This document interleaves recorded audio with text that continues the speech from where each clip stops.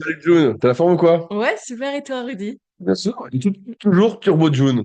Bon, toujours, hein, dans les Au vaccins. final. Non, je dirais plus un requin, Un ou un requin, dauphin, un requin, ou un poisson volant. un poisson volant, mais ça existe tout ça? C'est une Ouais. légende, non? Non, il y en a qui volent, ouais, je t'assure. Bon, comment se passe ton entraînement?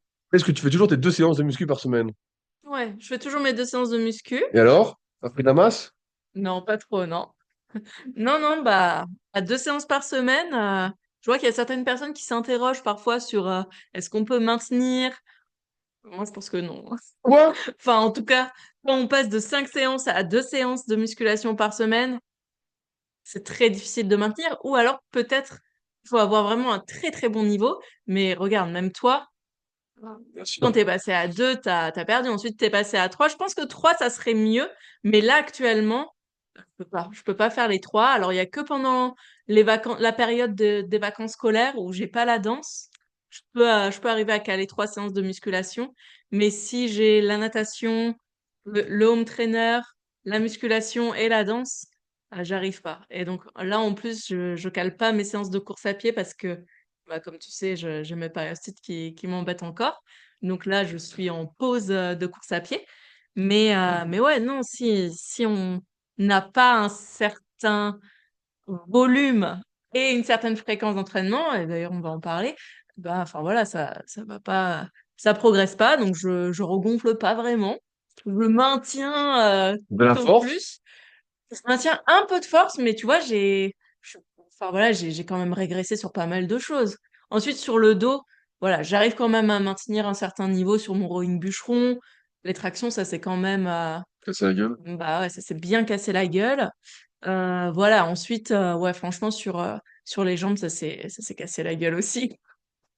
Non mais, C'est en fait, catastrophique, hein. ce qu'on remarque, c'est que dès qu'on diminue, qu'on n'est pas spécialement doué, dès qu'on diminue le volume d'entraînement qui nous a permis d'atteindre un certain développement physique, même si on maintient grosso modo ses perfs, mais comme le volume est réduit, ben, en fait, on perd musculairement, quoi. Et c'est là qu'on Oui, voit que la tension mécanique, mais ne suffit pas bah c'est ça. s'il n'y a pas un certain volume global par exercice et par muscle et par C'est ça, séance. Ce qui fait qu'en deçà, bah, en fait, on perd. Encore une fois, si tu fais quelque chose de exactement. différent de ce que tu as fait pour progresser, c'est normal de perdre. Et ça, on a tendance à l'oublier parce que souvent, on se dit, c'est hyper facile de maintenir. C'est beaucoup plus facile de maintenir que de progresser. Oui, mais non, enfin.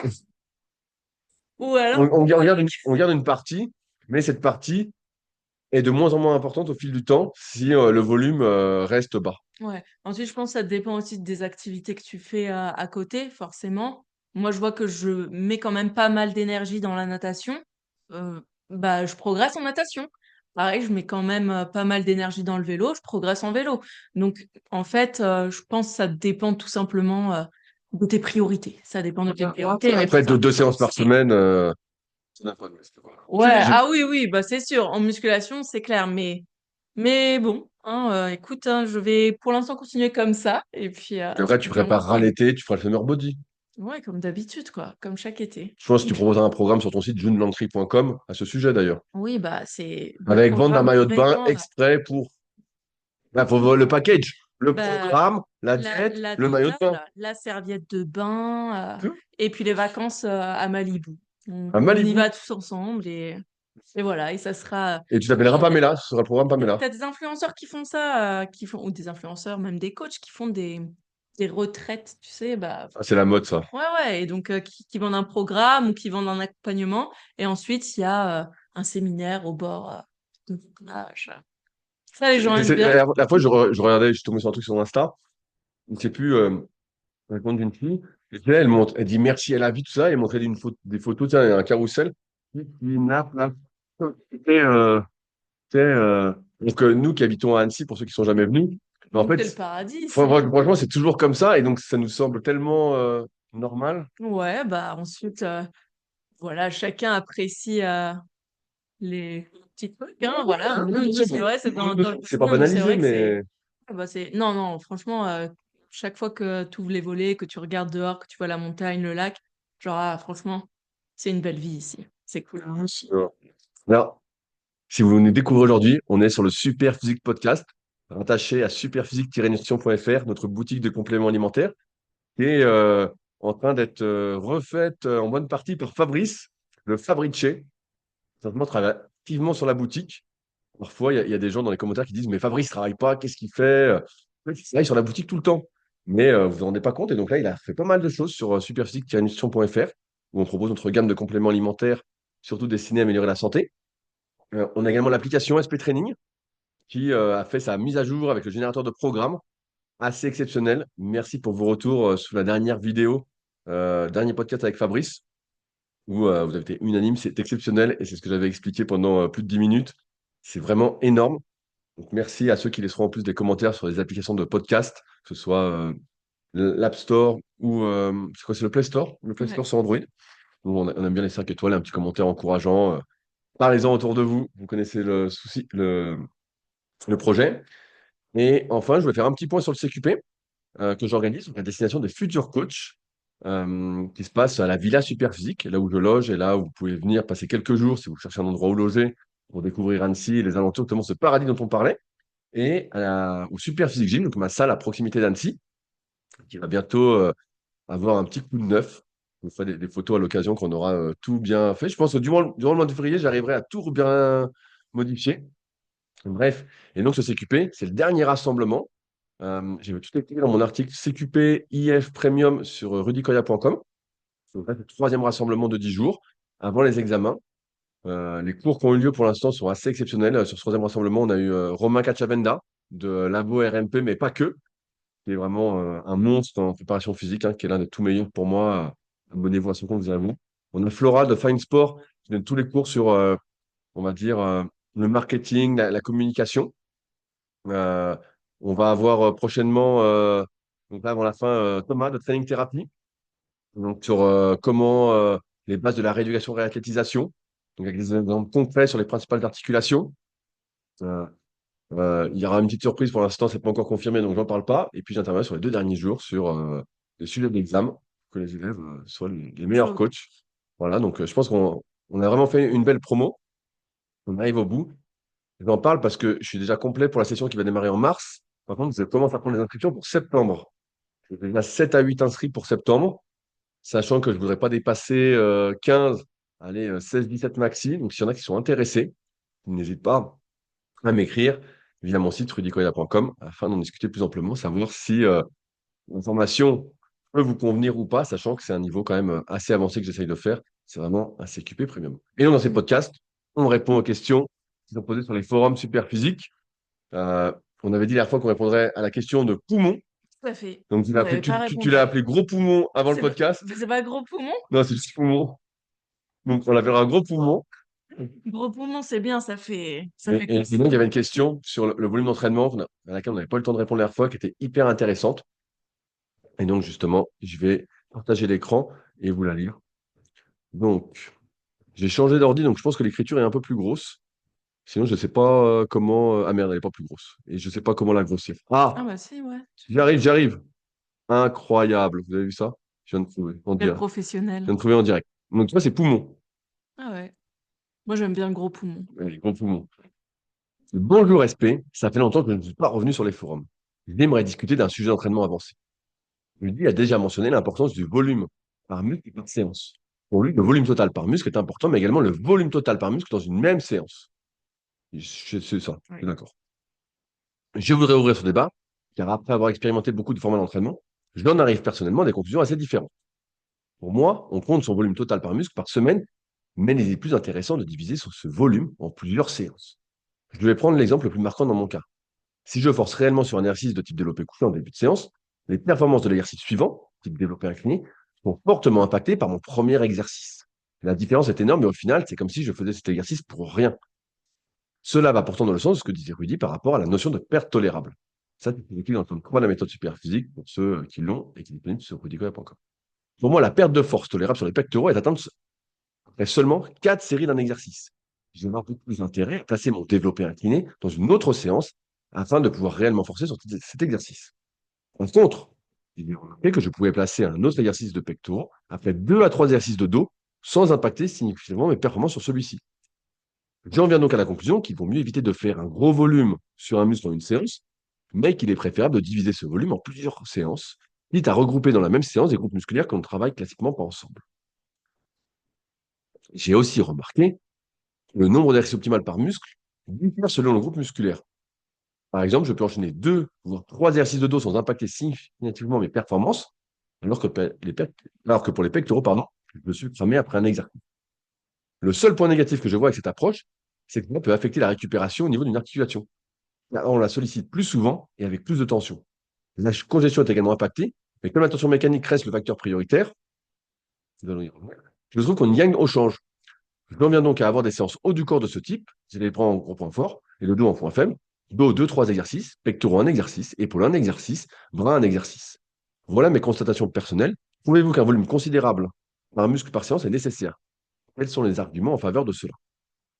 June, tu as préparé une réponse, je te laisse commencer. Ouais, j'ai préparé, mais je pense que tu pourras amener Et après, plus. bien En fait, sûr. tu compléteras. Je vais mettre avec Mais, après, quoi. mais c'est bon, déjà, c'est super parce qu'il se pose quand même pas Ouais, mal non, mais de c'est une bonne question. questions. Voilà, je trouve que c'est une bonne Alors, question. c'était une bonne question à laquelle on a déjà répondu, pour te dire, au début Ouais, des années 2000. ouais, Et bah, en fait, je ferai l'historique après. ouais, tu peux faire l'historique après, mais en fait, je pense que c'est quelque chose qui revient Oui, régulièrement dans les exactement. préoccupations des pratiquants qui atteignent un niveau intermédiaire à avancé. Je je pense que c'est pas forcément la question qu'on se pose quand on est vraiment complètement débutant.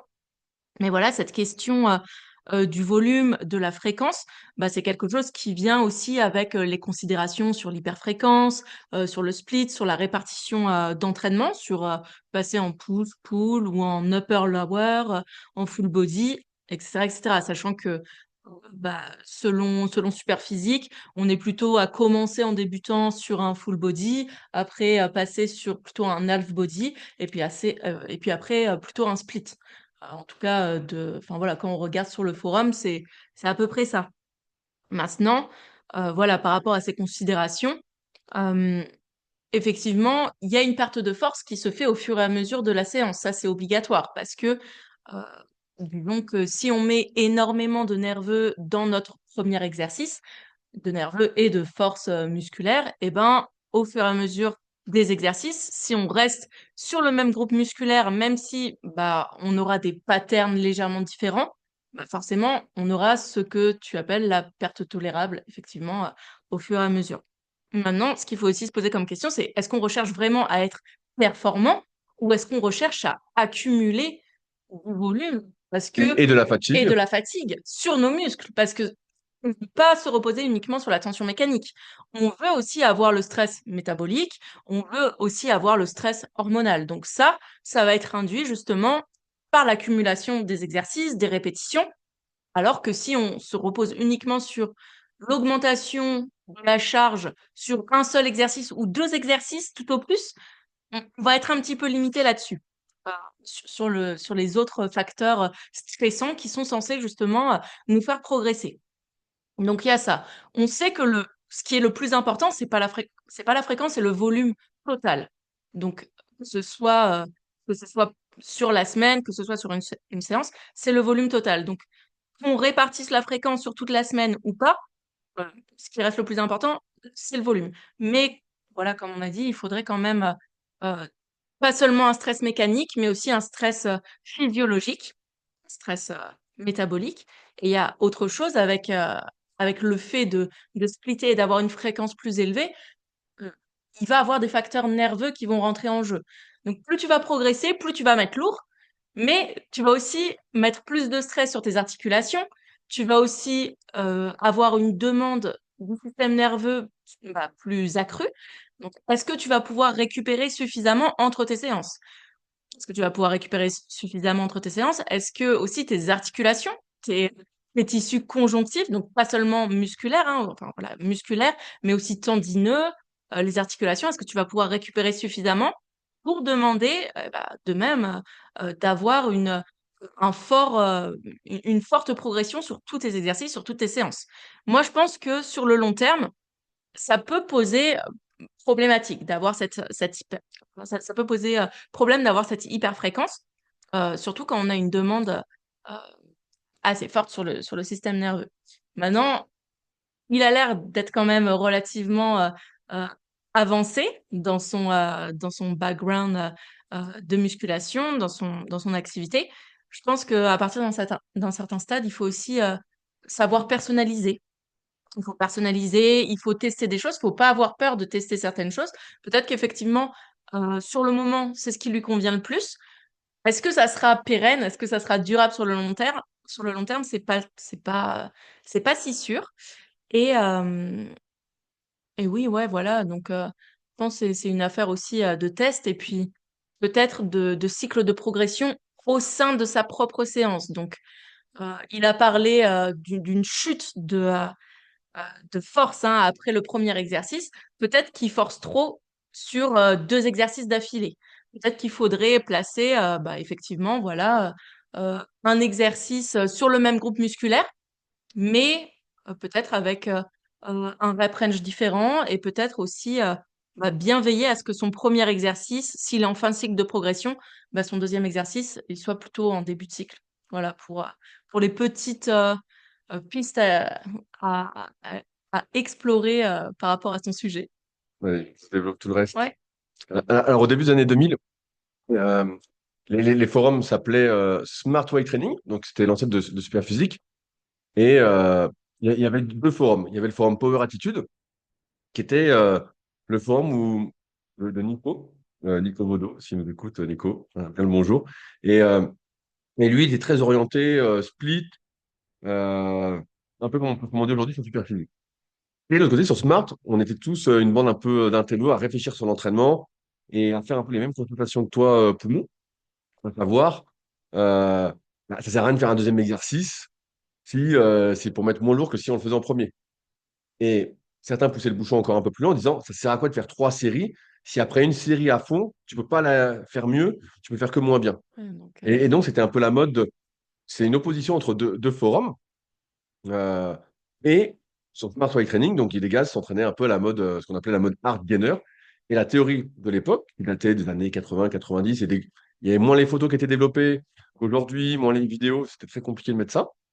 Et donc, ce qui était vraiment euh, popularisé, c'était de se dire, moins on est doué, moins on va faire de volume, euh, plus on doit mettre d'attention sur la tension mécanique, justement. mm, Euh, et donc, il y avait des gars, bah, il y avait Fabrice, il y avait moi, il y avait Jean Larue, Jean, pareil, bien le bonjour, il y avait Stephen, qui a eu Musculation après, il y avait Powo, il y avait Jérôme, Pose, bon bref, on était un bon paquet.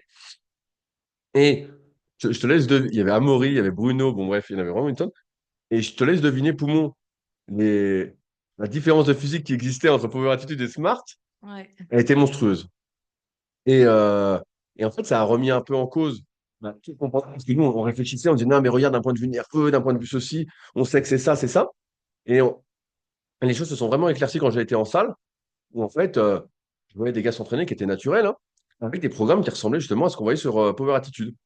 Et quand je leur posais des questions, par rapport à ce que moi, d'un point de vue théorique, j'avais l'impression de savoir, et qui pouvaient se tenir. C'était un peu les mêmes raisonnements là que Arthur Jones ou Mike Menzer.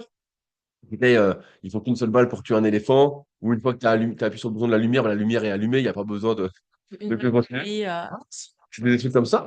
vraiment. Les mecs, en fait, n'étaient pas du tout dans ce truc-là. Les mecs étaient balèzes à la salle et naturels, hein, je parle, il y avait des types de peu, mais les mecs naturels faisaient des entraînements classiques à 2, 3, allez, 3 à 2, ça existait rarement, mais 3 exercices par muscle, parfois 4 pour le dos, parfois 5 pour les cuisses. Donc il y avait une petite différence en termes de volume, mais tout le monde s'entraînait comme ça. Et donc je me souviens avoir eu cette discussion sur les forums, parce que c'est la même époque où Jean Larue a été en salle aussi. Jean Larue était un hard gainer convaincu, avec son site à l'époque Easy Muscu et après All Musculation. Et, euh, et pareil, donc on lance le débat et on dit, et Jean il dit comme moi, il dit putain, mais il y a la salle, tous les mecs qui sont balèzes font un peu la même chose, et nous on se fait chier avec des trucs. Et donc on s'est mis avec Jean à faire ça, et c'est là qu'on a vraiment progressé. Et si on regarde ma vidéo d'évolution, notamment sur YouTube, donc Rudy Koya Evolution, on va voir que bah, jusqu'à mes 17-18 ans, mon physique évolue pas beaucoup. On voit que je prends des pecs, tout ça, parce que sur les pecs, je faisais vraiment pas mal de volume. C'est là où je faisais mon développé couché, je faisais mes 10 séries, et je suis assez doué pour les pecs. Mais les épaules, les triceps, il se passait rien, quoi. Je faisais un exo. Comme tu peux dire, poumon, là, je faisais un peu d'élévation latérale. Je faisais mes 3 séries de 15 élévations latérales. Je faisais un exercice biceps, un exercice triceps. Avec toujours cette logique, comme je disais, bah, si tu en fais un deuxième, bah, ça n'a pas de sens. Pourquoi Et puis des fois, je me souviens, pendant longtemps, j'ai fait au curl incliné, j'ai fait 12 reps à 20 kilos pendant au moins 2, 3 ans de suite. Ah, donc Et, tu cherchais pas à si, si, bah, je progresser? cherchais, mais je forçais comme un malade. Ok. Et en fait, bah, comme tu forçais comme un malade, bah, ça Bah, progressait pas. En ouais. fait, j'étais à fond nerveusement, j'étais Ouais, comme t'étais trop cramé à un peu fond, ouais. nerveusement, et ça donnait rien. Et donc, la première année en salle, j'ai rien changé. Et la deuxième année, bah, je me suis dit, non, mais attends, c'est bizarre, j'ai changé. Et là, j'ai explosé. Et en fait, c'est là que j'ai commencé à progresser, comme on peut le voir sur la vidéo d'évolution. Alors, j'avais le bon âge aussi, hein, j'avais 18, 19, 20 ans. Euh, mais tout ça pour dire que, en fait, là, de ce que tu dis, poumon, et je pense pas que tu as un niveau avancé, justement.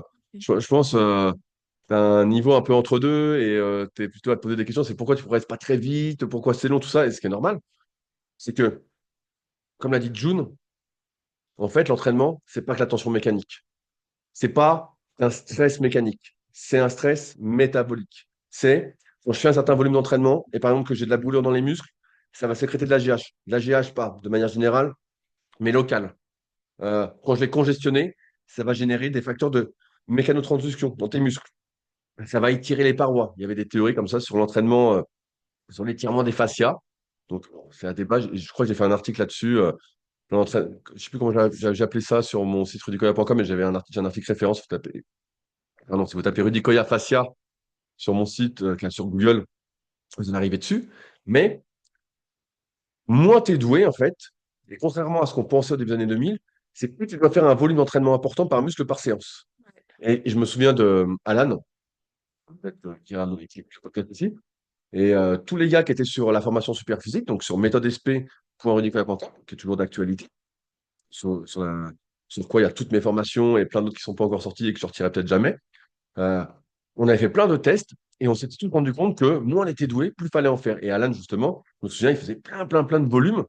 Ouais, il Il faisait avait beaucoup de volume. réduit l'intensité, le fait de forcer à chaque série, il avait réduit.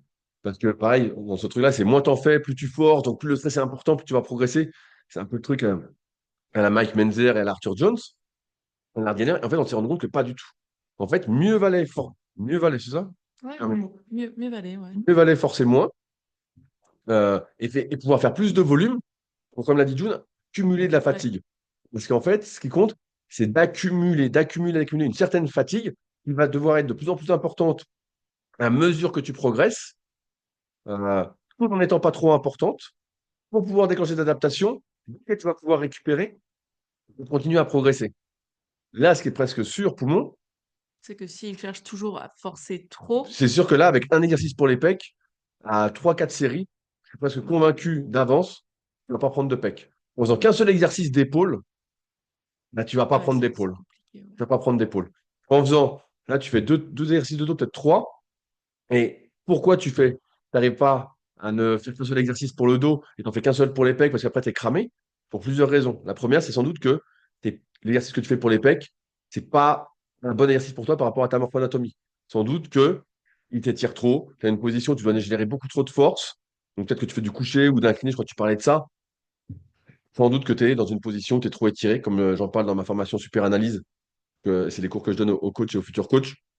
En fait, tu es trop étiré et donc tu es obligé de générer tellement de force que ça te crève. Alors que quand tu fais le dos, souvent c'est un peu ce qui se passe, c'est qu'on n'est pas un pousseur, on est un tireur. Mais en fait, on arrive déjà jamais dans ces positions de surétirement. Étirement, ouais. Et donc en fait, on perd moins de force, on a moins d'inneurones, on arrive à faire plus de volume. Là, le dos, possiblement, tu vas progresser si tu fais les bons exercices pour toi. Mais, et ça, c'est un truc qui était catégorisé aussi. Je me souviens par Michael Gundil à l'époque dans Les Mondes du Muscle, où il répondait à cette question un peu de jusqu'où faut-il pousser ces séries, et il opposait l'entraînement intensif vs l'entraînement extensif. Et il prenait l'exemple de Menzer. Et l'entraînement Menzer à l'époque, c'est pas celui qu'il a popularisé après, c'était plutôt entre 6 et 12 séries par muscle. Il en parle bien dans le tome 5 du guide pratique du bodybuilding, euh, où voilà, il réduit à 10 séries en moyenne par groupe musculaire. Et l'entraînement Nubray, qui était un entraînement où tu forçais pas, mais tu faisais un gros, gros volume d'entraînement. Vraiment, tu faisais 50 séries pour les pecs. Je crois qu'il en parle dans le bouquin. Je ne sais plus où il est ce bouquin. Est-ce qu'il est ici? J'ai dû le prêter. J'ai dû le prêter. C'est un bouquin avec des belles photos. C'est pas toi que j'ai prêté ce bouquin-là? Moi, là, je l'ai plus, en tout Là- cas, mais tu as dû me le prêter à un Ouais, moment et je ouais. te l'ai rendu. Il y avait les belles photos. Bah, je sais pas où il est. Je voudrais montrer les photos. Et donc dans ce bouquin-là, il y avait les entraînements des gars des années 60, 70, 80.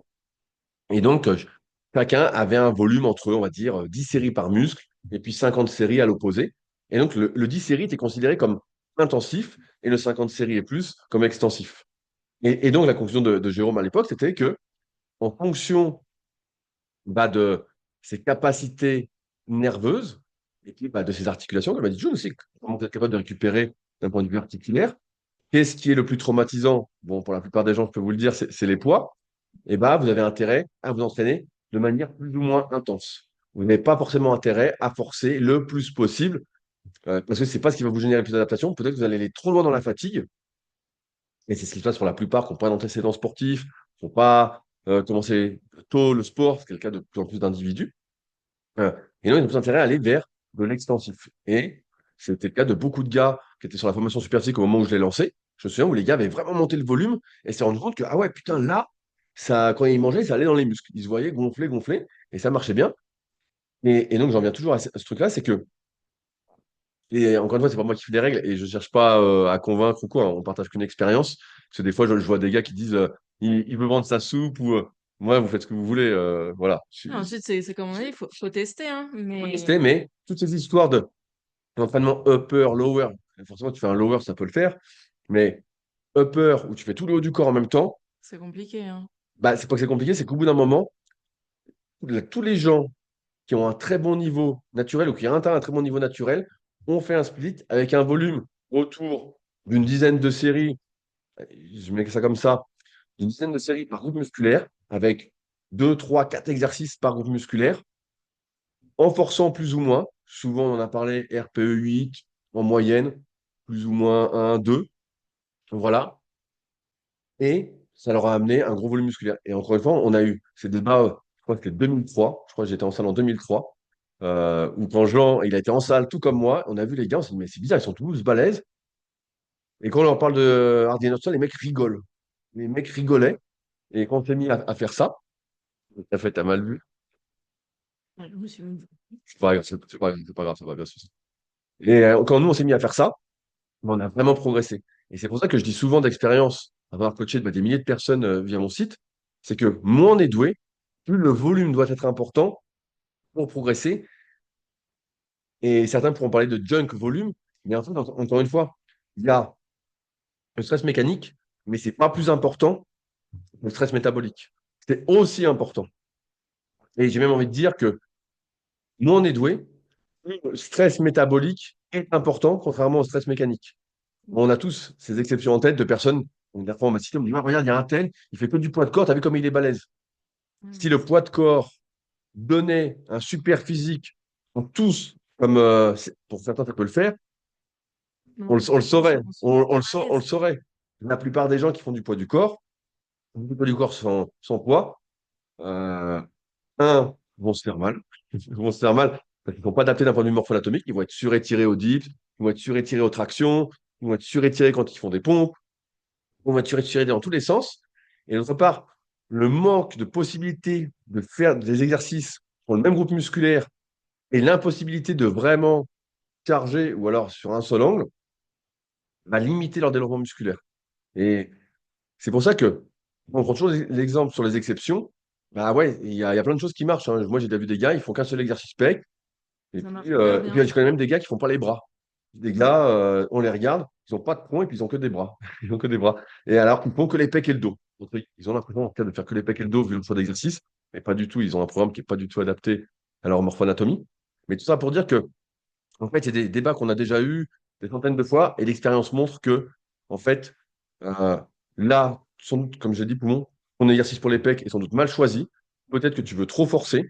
Peut-être que tu prends pas assez de temps de récupération.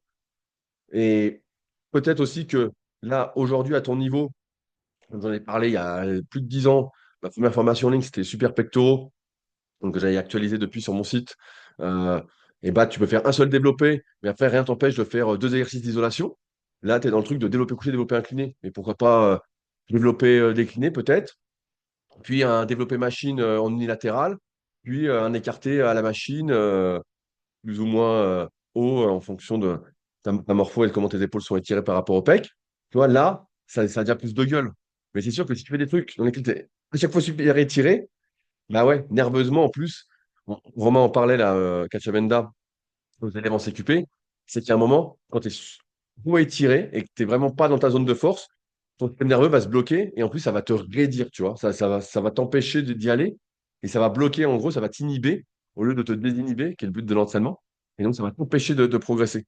Donc, je pense qu'il y a tout le programme à revoir, le poids des exercices, la manière de forcer et, euh, et ne pas se concentrer, encore une fois, que sur l'augmentation des charges. Il n'y a pas que ça, en fait. Et c'est pas plus important que l'accumulation de fatigue, qui, elle, est intéressante et primordiale, surtout si on n'est pas doué, pour prendre du muscle. Moi, j'en connais plein. Je me souviens de mon pote Power Brice, à l'époque, qui était en équipe de France de Power. Et à chaque fois, il me disait, ouais, je suis pas fait pour prendre du muscle. Le mec, il faisait 3 séries de curl en fin de séance. 3 séries de curl, RPE 5, quoi. Je dis, bah non, mais je dis, si tu veux des biceps, mec, on va y passer 45 minutes, 1 heure sur les biceps, et là, tu vas prendre des biceps. Et il me disait, bah non, je vais pas faire ça. Je dis, regarde, il y a des gars, il me dit, ah, mais il y a des gars, ils font 3 séries de curl, ils ont des bras. Je dis, oui, mais ça s'appelle une exception. Et tant qu'on prendra exemple sur les exceptions, bah, on n'arrivera pas euh, à réfléchir par soi-même et à se dire, bah attends, moi, je vois bien que ça marche pas. C'est pas que je suis pas doué. Oui, tu n'es pas spécialement doué. Mais si tu faisais ce qu'il fallait, de 45 minutes de biceps, un exercice adapté pour toi, une série relativement longue, je peux te garantir que tu prendrais des biceps. Et j'ai un élève CQP, je finis là-dessus. Gab, je te passe un petit coucou, euh, qui suit un peu tous les réseaux, qui a suivi tout ça. Et un coup, je lui ai dit, bah, viens t'entraîner avec moi. Il est venu 2 fois. Et il finit la séance. Ah ouais, il me dit, putain, ça n'a rien à voir. Bah, je dis oui. Parce qu'en fait, il faisait des trucs à la con. Il faisait du PPL à la con. Ça, c'est vraiment un entraînement de merde, quoi. Non, mais il faut le dire. Le PPL, le Purlover, tout ça, c'est des trucs nuls. C'est des trucs vraiment. Le dernier des cons le ferait pas s'il réfléchissait, quoi. Et je suis un peu dur, mais c'est vrai. À un moment, tu te dis, bah, c'est une bonne idée de travailler les biceps après le dos. Ou c'est une bonne idée de travailler les triceps après les pecs. C'est une bonne idée si effectivement tu as mal au coude, il faut que les coudes soient bien chauds et que tu aies fait les pecs avant. Mais tu sais bien que c'est pas l'idéal pour tes triceps. Ou pareil, tu fais les biceps après le dos, bah ouais, c'est pas l'idéal si tu veux prendre des biceps. Tu vois. Et donc, en ce sens, on le sait tous dès qu'on réfléchit. Mais comme il y a des modes et qu'on voit un tel faire ça et puis des balèzes par rapport à ça, et on se dit, bah, moi je vais faire comme lui. Parce que c'est bien. Et j'ai eu un gars comme ça là, récemment par rapport à son programme. Et je dis, mais c'est pas terrible ton programme. Il me dit, ouais, mais j'aime bien mon programme. Tu vois, mais le but, c'est quoi? C'est de progresser ou c'est de bien aimer son programme? Je dis, à un moment, tu vas aimer ton programme quand tu vas progresser. Donc, bon. Donc, tout ça pour dire, poumon, voilà, on t'a donné pas mal de pistes, mais si tu finis pas la séance, et j'en ai parlé encore, je crois, cette semaine sur un en story, tu finis pas ta séance en sachant que tu as fait une bonne séance et que tu vas prendre du muscle, tu n'as pas fait une bonne séance. Voilà, c'est que tu n'as pas la sensation, tu n'as pas le truc, il te manque le feeling. Et c'est normal que tu te poses des questions. C'est comme mon élève Gab, encore une fois, qui n'avait pas le truc. Il me disait, ouais, mais combien de répétitions je fais? Et... Ouais, putain, mais c'est pas du tout ça le truc. Oui, tu as une fourchette de répétition, mais quand tu finis ta séance, ton poids doit être prêt à exploser. Mais vraiment à exploser. Si ce n'est pas le cas, à moins que tu débutes, voilà, et c'est normal que tu ne te sentes pas au début, mais tu es intermédiaire plus c'est confirmé. Je pense que la plupart pourront le dire, c'est que la peau qui est prête à exploser. Si on demande à Anto, on demande à Romain Elreiser qui est sur le forum, des gars qui sont un peu dans le body, tout ça, ils vous le diront, ils finissent la séance, ils ont la peau qui est prête à exploser. Si t'as pas ça, c'est pas une bonne séance pour la prise de muscle et sans doute que ça va pas générer beaucoup de muscles. Même si tu pourrais sur tes charges, parce que tu as fait ton développé couché le lundi, et puis ton incliné le jeudi, et puis tu refais un exercice le samedi d'écarté, en fait, il te manque un truc, c'est que tu es loin d'être au max de tous les facteurs dans le moment clé. Encore une fois, comme a dit June, mieux vaut un gros stress, on va dire. Et ce gros stress, c'est pas forcément forcer le plus, mais c'est un volume global, une accumulation de fatigue. Et d'ailleurs, il y a un signe qui ne trompe pas, c'est que même si c'est pas obligatoire d'avoir des courbatures, quand tu fais un exo, 3 séries, tu as rarement des courbatures à ton muscle. Par contre, si tu fais 3 exos, 3 séries pour chaque, il y a de fortes probabilités que tu aies des courbatures après. Et les courbatures, c'est quand même un signe d'atteinte, on va dire, tissulaire, qui va déclencher des adaptations et qui montre que l'entraînement a fait quelque chose. Même si tu fais que 3 séries, tout ça, ça veut pas dire que ça n'a rien fait, mais ça a fait beaucoup moins. Est-ce que tu veux conclure autre chose? Non, on change de question. On change de question. Allez, j'ai parlé 20 minutes, c'est pas grave. Alors, Bien. deuxième question. Je repartage l'écran. Attention. Ah, faut que je regrandisse l'image. Voilà, je vais y arriver. J'ai changé d'ordi, c'est pour ça. Alors, Bass 36. Une question qui change un peu. Je suis en sèche. 1m72, 81 kg. 94 kilos il y a 9 mois. Donc, j'ai perdu 13 kilos déjà. Bien joué. En 9 mois en plus, c'est propre. 39 ans. Problème avec l'application SP en solitaire. Programme. Ah, programme avec l'application SP en Oui, solitaire. 20 janvier. Ah ben il y a eu la mise à jour, super. 4 fois par semaine, plus une séance cardio et abdos tous les jours. c'est bien. Abdos tous les jours. Pour la nutrition, je tourne à 2200 calories et le poids continue doucement de descendre. Mais Super. voilà le souci, le sommeil. J'ai des réveils nocturnes dans la nuit et j'ai un mal de chien à me rendormir, en général vers 3 heures du mat. J'ai mis en place une routine de sommeil, pas d'écran le soir, méditation, bouquin. La température de la chambre est à 17 degrés. Je m'endors très vite, mais je me réveille tout le temps. Est-ce que quelqu'un a eu ce souci et est parvenu à le régler? Ben, le matin, je suis crevé. Rien dans le gilet, donc Mais non. il a marqué ça, c'est sa signature. Je sais plus de quoi ça vient, mais ça doit être Street Fighter ou un truc du style. Ouais, ça doit être avec Belle rép- CVD. belle rép. Tu crois? Ah oui? Bah, Ah oui, dans le film. c'est dans, Je crois que c'est dans le film avec je Jean-Claude Van Damme. pense, je crois. Alors, Dune, tu as préparé une longue réponse. Ah oui, donc, Toi, la spécialiste du sommeil, parce que tu as eu de gros problèmes aussi, et que tu dors bien en ce moment. en ce moment, ça va. Ah, tant Mais mieux. il faut savoir que j'ai été insomniaque chronique. Donc vraiment, je pense que j'ai passé plusieurs mois à dormir 2-3 heures par nuit, de 2019 jusqu'à là, quoi. Jusqu'à là, avec des périodes vraiment accentuées. Donc, il y avait des phases où je dormais un petit peu mieux, mais voilà, il y avait toujours des moments où, bah, pendant une semaine, je pouvais dormir vraiment 1 heure ou 2 heures. Et je comprenais pas trop d'où ça venait. Donc, il y a plusieurs éléments de réponse. Et il y a un moment où ça a été accentué aussi, c'était évidemment pendant ma prépa. Donc pendant ma prépa, franchement, Ce qu'on sur la appelle des fin, compétitions de bodybuilding, donc il y a 2 ans, c'est il y ça? a 2 ans, ouais, c'était en 2022, donc 3 ans alors, 3 ans. en 2025. Bah oui, 2025, mais c'est Il y a 2 ans et demi. Il y a à 2 ans et l'été, demi. ça fera 3 ans. Donc ouais, il y a 2 ans et demi. Donc à l'été 2022, à partir d'un certain stade, quand j'ai atteint, disons, un quota journalier de calories bah, un petit peu plus bas chaque mois pour essayer de faire descendre le taux de masse grasse, il y a eu à partir d'un moment où vraiment ça a vraiment fait une césure, ça a coupé net et j'ai arrêté de dormir. Donc je dormais pareil 2 heures ou 3 heures. Et à côté de ça, on devait faire quand même, enfin je devais faire quand même le cardio, je devais faire les pas, je devais faire les entraînements. Donc il y a vraiment une fatigue qui s'est accumulée. Et donc, voilà. Déjà, ce qui est super, c'est que Chuck fait tout ce qu'il faut en termes d'environnement. Donc, voilà, plutôt lumière tamisée, plutôt environnement calme, arrêter les écrans, méditer, pièce fraîche. Donc, c'est super. On pourrait se dire, bon, bah, quelle piste il y a à explorer. Le truc, c'est que euh, au niveau de nos rythmes circadiens, donc notre rythme d'éveil et de sommeil, ça va être aussi favorisé par la lumière, mais aussi par l'alimentation. Donc par l'alimentation, on, on va sécréter, on va plutôt synthétiser par nos intestins de la mélatonine à travers plusieurs éléments. Donc ça va commencer par le tryptophane qui va se synthétiser en 5-HTP, puis en sérotonine et enfin en mélatonine. À côté de ça, on a aussi la synthèse de la mélatonine dans la glande pinéale, enfin grâce à la glande pinéale, donc il va nous permettre aussi de le synthétiser plutôt pour rééquilibrer justement ce rythme cortisol et mélatonine. Et donc, il faut comprendre que à partir d'un moment, si on mange plus assez, on va avoir déjà moins de nutriments à disposition. Donc moins de nutriments à disposition, que ce soit pour le tryptophane qui va ensuite se transformer à travers le processus de méthylation, donc c'est quand on transforme des groupements de molécules, mais aussi pour faire justement ces méthylations et ces transformations, on a besoin de cofacteurs, donc par exemple de magnésium, de vitamine B, de zinc.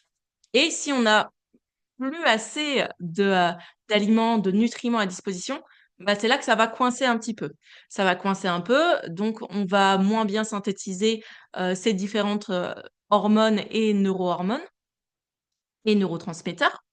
Et au final, eh ben, ça va influencer la manière dont on va pouvoir réguler justement ce rythme éveil et repos. Donc, on va avoir possiblement aussi ce cortisol qui va monter plus facilement, donc ce stress qu'on impose à notre corps à travers la restriction énergétique.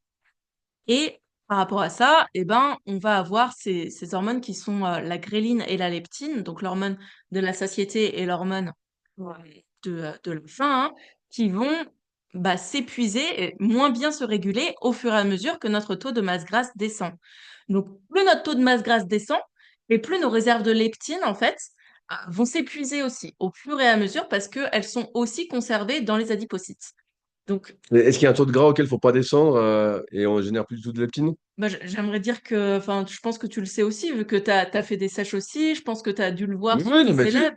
Ouais, voilà, faut mais voir si tu avais vu des trucs ouais, là-dessus ou ouais, pas. bah, en fait, alors j'ai pas vu spécialement de recherche ou d'études là-dessus, en tout cas, je les ai pas en tête, mais par contre, simplement en testant, oui, c'est pareil quand j'avais Anto, bah voilà, il y a un taux de masse grasse, lui, comme il avait déjà fait des sèches, en plus, il le savait un petit peu, il l'avait testé, et il y a un taux de masse grasse comme un poids. Dès que tu descends en dessous de ce seuil-là, bah ça y est, déjà, il y a tout qui dégringole, donc que ce soit en termes de performance, en termes d'énergie, et donc aussi en termes de sommeil.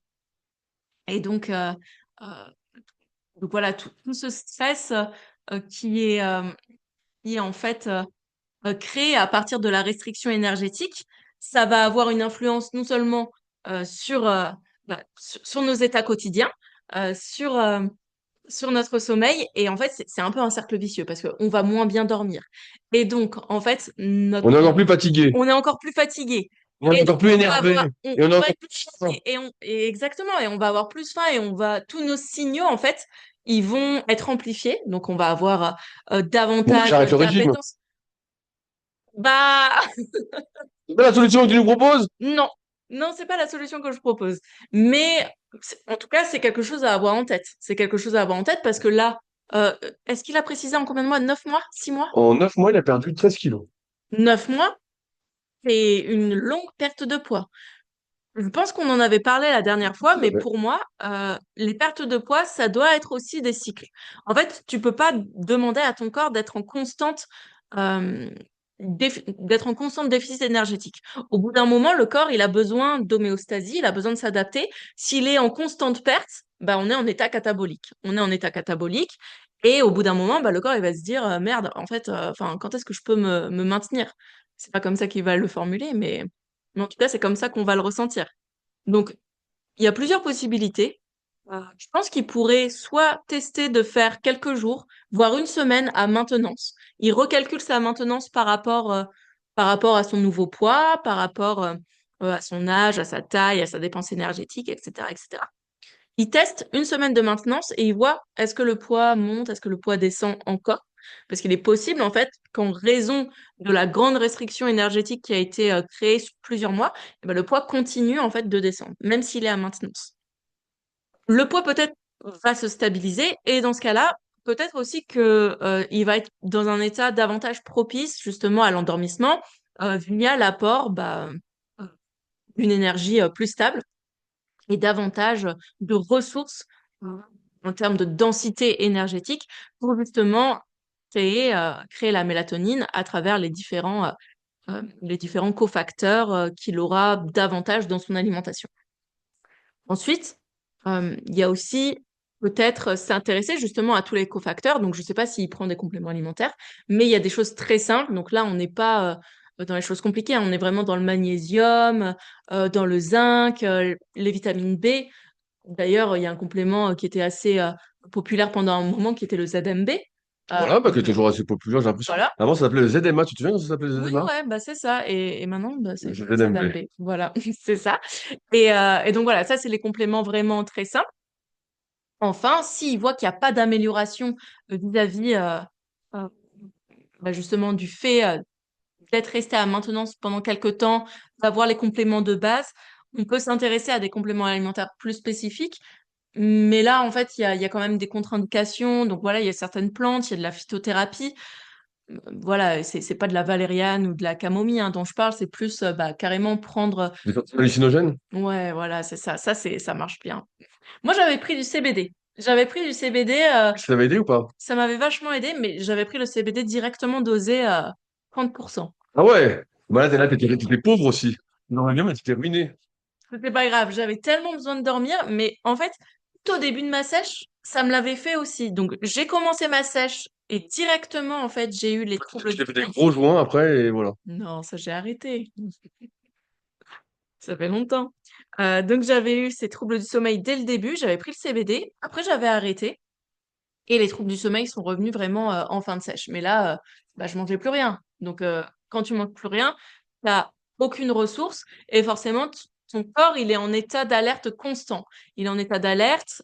Et donc, il va avoir une interférence entre la production de mélatonine et de cortisol. Ton cortisol, il va continuer, il va un peu se déréguler.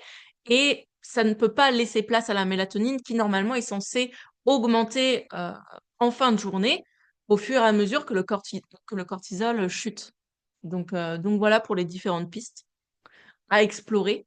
Voilà, je sais pas si tu as des choses Ouais, à je rajouter. me souviens qu'au régime, en 2007, donc ça date un peu, mais moi, je dormais presque plus la nuit. Ouais, Et donc, tu te lèves, bah, t'es fatigué, j'allais à la salle, et après, j'arrivais quand même à dormir en journée. t'arrivais à faire des. Moi, j'arrivais pas du tout à Ouais, faire des j'arrivais à siestes. dormir en journée, mais bon, en fait, comme la compète, c'est la performance et c'est pas la santé, bah, en fait, Voilà, c'est tu ça. pousses, et puis, oui, c'est un peu en l'air, donc, Ensuite, voilà, Chuck, il a l'air de faire ça pour sa santé, donc c'est super parce enfin voilà, il a réussi quelque chose, je trouve, très très bien. bien. Voilà, en plus tout seul, donc c'est top. Ouais, il y a l'application qui lui fait un super programme personnalisé aussi, c'est Je normal. parle plus pour l'alimentation. Il a l'air de faire ça tout seul. Donc ensuite, voilà, il faudrait regarder la composition de son assiette. Il y aurait peut-être des aliments à favoriser à certains moments de la journée. Par exemple, le soir, ce qui est pas mal, c'est de favoriser quand même un petit peu de glucides. Donc je ne sais pas si lui, il se dit, ouais, moi je réserve mes glucides le matin parce que j'aime avoir mes glucides le matin. Mais peut-être qu'il pourrait se dire, ok, là, je vais un peu les décaler ou je vais en manger un petit peu moins le matin et le midi pour en mettre un petit peu plus le Voilà, et soir. puis éviter de se faire un gros steak le soir pour pas avoir trop de tyrosine. Voilà, c'est ça, parce que ça entre en compétition. Mais Oh, les BCA super physique le soir, hein, sois pas fou. voilà, c'est ça. Mais contre, voilà, c'est pas une raison pour supprimer complètement les protéines. Voilà, souvent quand on dit ça, on se dit ah bah je vais manger plus du tout de protéines le soir. Non, c'est pas ça. C'est juste favoriser quand même la consommation de glucides pour qu'il n'y ait pas une compétition au niveau justement de la synthèse du tryptophane, de la sérotonine, de la mélatonine. Donc voilà. Ouais, ça me paraît bien. Je vois l'heure qui tourne, il est plus de 21 h ici. Déjà? Et ouais, il est 21h01, donc je pense qu'on va s'arrêter là. Je voulais rajouter un truc qui m'est revenu par rapport à la question de poumon. Donc, quand j'étais gamin et que je m'entraînais vraiment pour prendre du muscle, il y avait un signe pour moi qui était le signe d'une bonne séance. Un signe que vous pouvez facilement, facilement, que vous pouvez avoir, c'était que en fin de séance, ben, j'arrivais plus à contracter mon muscle en fait. J'essayais de contracter et le muscle restait mou. Peu fort j'essayais et ça restait mou, que ce soit les biceps, les pecs, les triceps, ou même les cuisses. Tellement j'étais prêt à exploser, j'essayais de contracter, je pouvais pas quoi.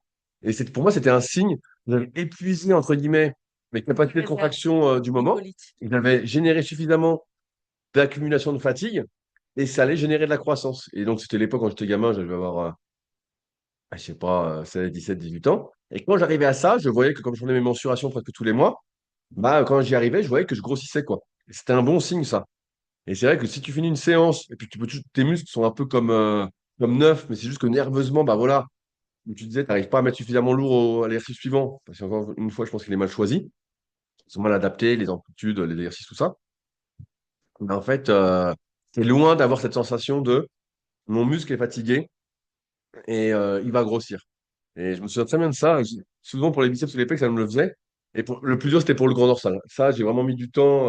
À bien le J'ai mis sentir. des années avant de réussir à le rendre mou en fin de séance. Mais pour le reste, les mollets, j'y arrivais bien.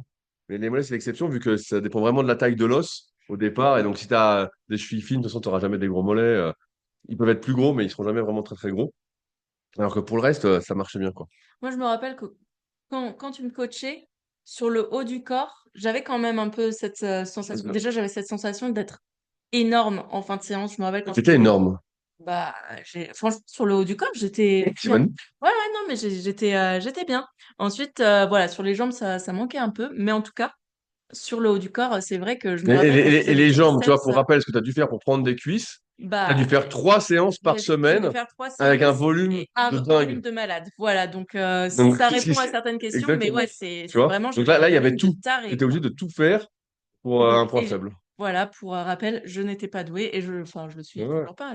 voilà, Donc voilà, il faut parfois accumuler la une totale. bonne grosse dose de volume, quoi. La totale.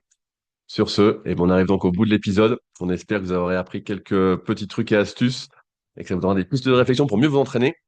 N'oubliez pas de nous retrouver sur nos sites respectifs, junelancier.com, redivaya.com et enfin superphysique.org, ainsi que le forum pour poser vos questions si vous souhaitez qu'on y réponde dans les podcasts. Sur ce, on se retrouve la semaine prochaine pour un nouvel épisode. Salut à tous. Ciao, ciao. On va voir couper.